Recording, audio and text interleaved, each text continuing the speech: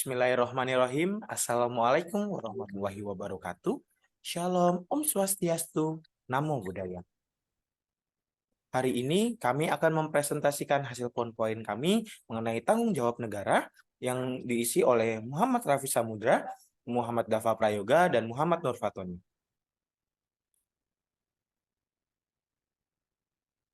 Latar belakang, walaupun setiap negara berdaulat, namun hak absolut tersebut dibatasi oleh kedaulatan negara lain, sehingga tidak ada satu negara manapun menikmati hak-haknya tanpa menghormati hak-hak negara lain. Setiap pelanggaran terhadap hak negara lain menyebabkan negara tersebut wajib memperbaiki pelanggaran hak tersebut.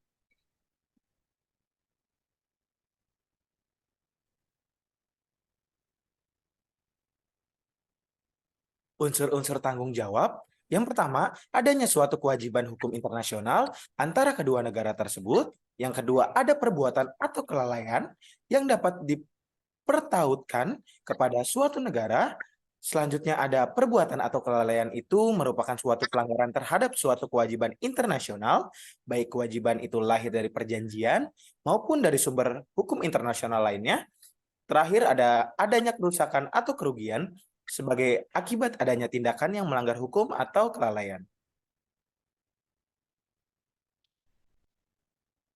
Teori-teori tentang tanggung jawab negara.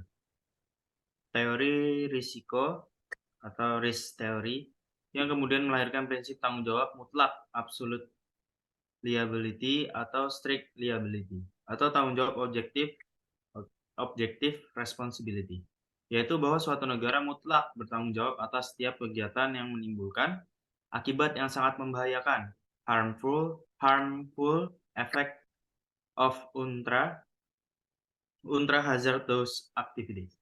Walaupun kegiatan itu sendiri adalah kegiatan yang sah menurut hukum. Teori-teori tentang tanggung jawab.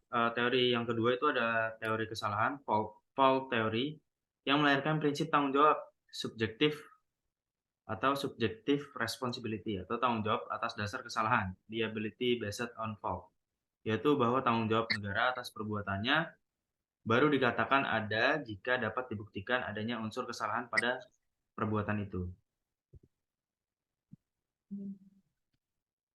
Bentuk-bentuk tanggung jawab negara.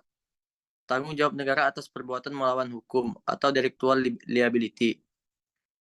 Eksplorasi ruang angkasa, eksplorasi nuklir, hazardous activity, kegiatan lintas batas nasional.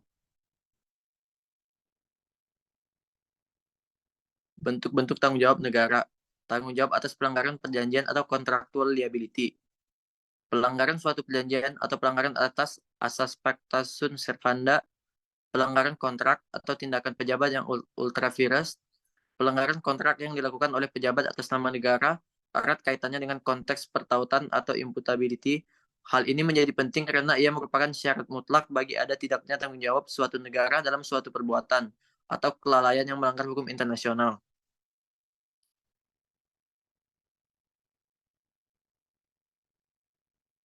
Pengecualian tanggung jawab negara atas pelanggaran perjanjian. Tindakan tersebut dilakukan dengan persetujuan negara yang dirugikan.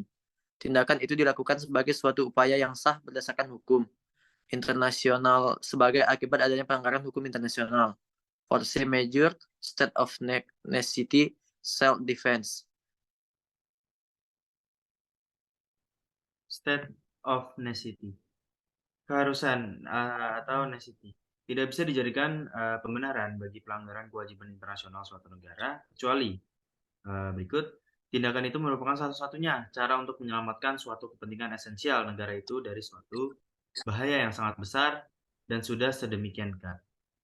Yang kedua, tindakan itu tidak menimbulkan gangguan yang serius terhadap kepentingan esensial dari negara tersebut yang ada di dalamnya melekat suatu kewajiban. Self-defense.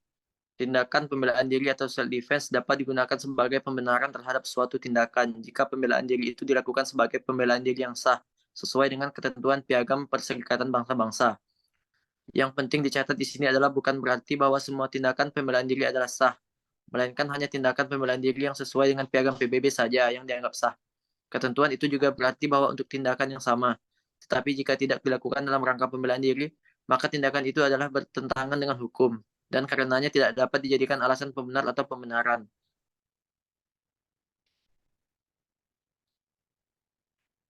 Perbaikan atas kerugian yang disebabkan pelanggaran terhadap kewajiban HI. Restitusi, pasal 35. Sebuah negara yang bertanggung jawab untuk tindakan salah internasional berada di bawah kewajiban untuk membuat restitusi, yaitu membangun kembali situasi yang ada sebelum bertindak salah satu itu dilakukan. Kompensasi, pasal 36. A. Negara yang bertanggung jawab untuk tindakan salah internasional berada di bawah kewajiban untuk mengimbangi kerusakan yang ditimbulkan karenanya, sejauh kerusakan tersebut tidak dibuat baik dengan restitusi. B. Kompensasi tersebut harus meliputi kerusakan finansial dinilai termasuk hilangnya keuntungan sejauh didirikan.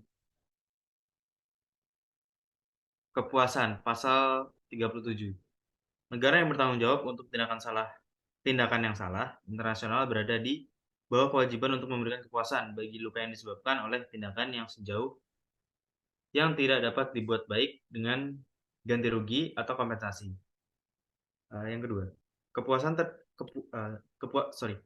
dapat terdiri dalam pengakuan atas pelanggaran, ekspresi penyesalan, permintaan maaf formal, atau modalitas yang lain sesuai.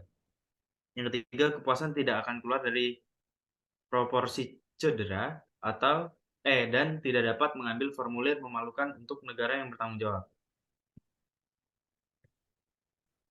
Mungkin cukup sekian presentasi dari kelompok kami. Wabillahi taufiq wal hidayah. Wassalamualaikum warahmatullahi wabarakatuh.